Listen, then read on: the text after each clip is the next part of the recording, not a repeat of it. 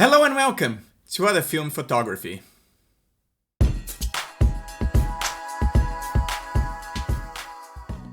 couple months ago, the film community got into quite a controversy all around.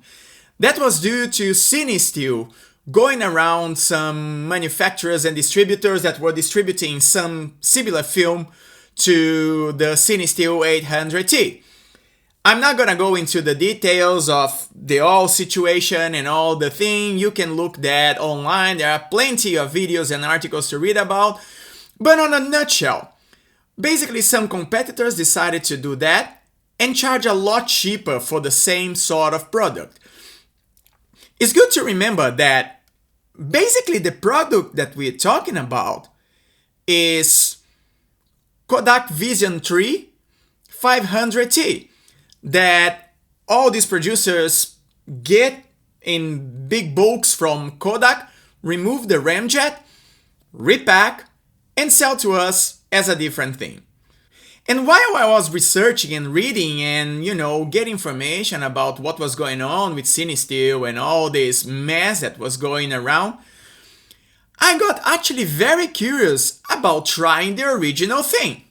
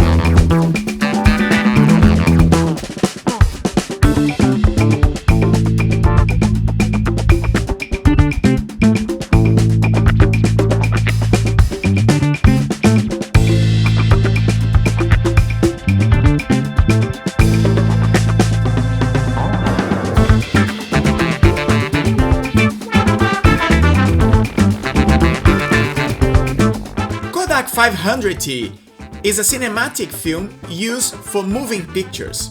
For example, as far as I know, Christopher Nolan just used this same thing for the Oppenheimer movie. So other cinema directors are still using this film for their productions. Quentin Tarantino is also a big fan of the medium. So there is still a lot of this film around. This film is developed by a process called ECN2. The difference between this film and the normal 35mm color film is that it does have this carbon layer, which is called the remjet.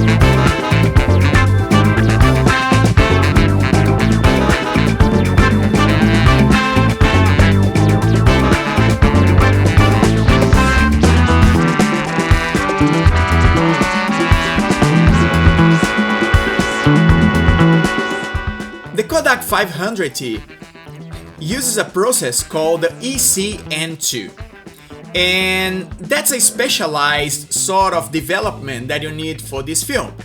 However, if you are home developing, you can actually develop this film in the usual C41 that you use for any color film.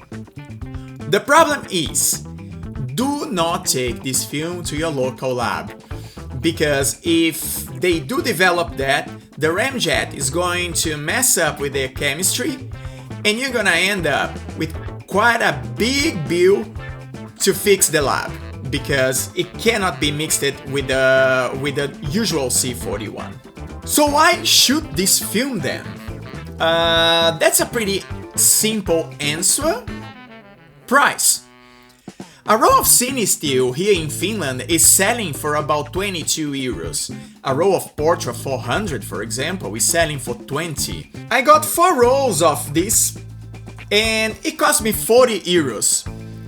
That is with the shipping from Holland included. I'm in Finland, okay?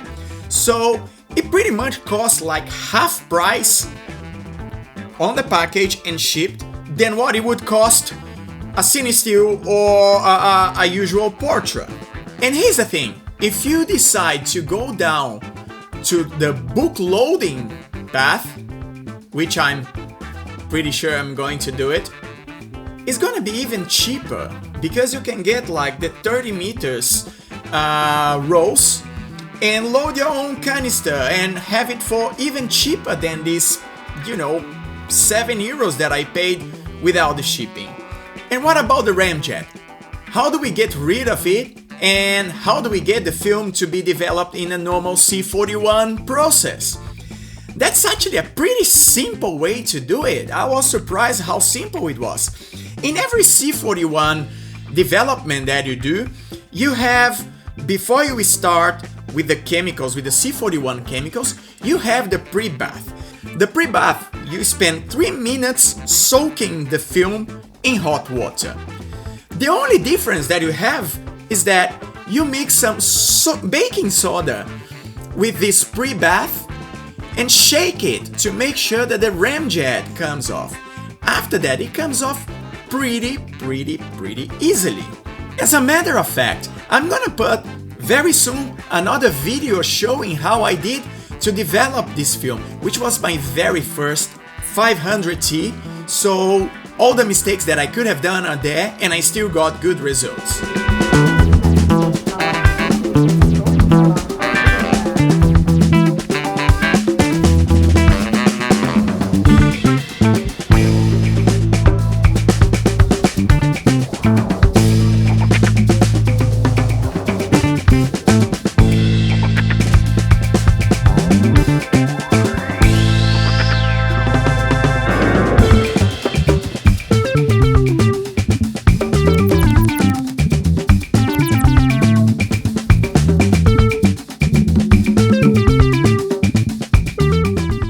Agree that lately the prices of film, especially color film, has been going crazily high, has been risen a lot, and I think that is no harm to actually try to find different ways and different processes to get this color film cheaper and keep shooting.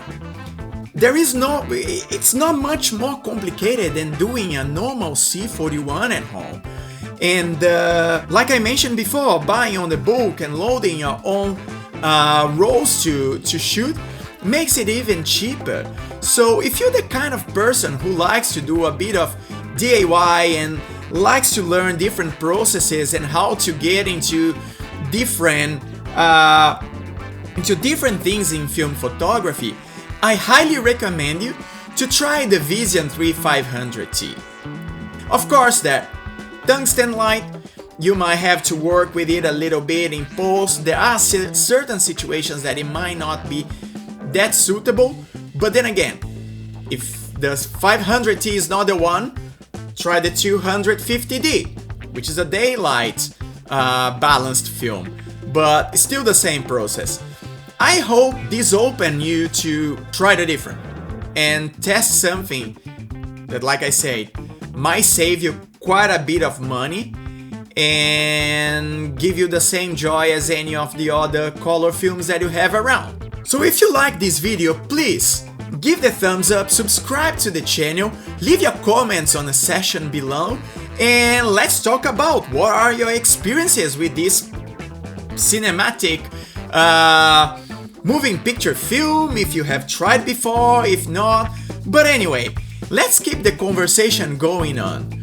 So for the time being, thanks for watching, stay safe, and I'll see you next time. Bye!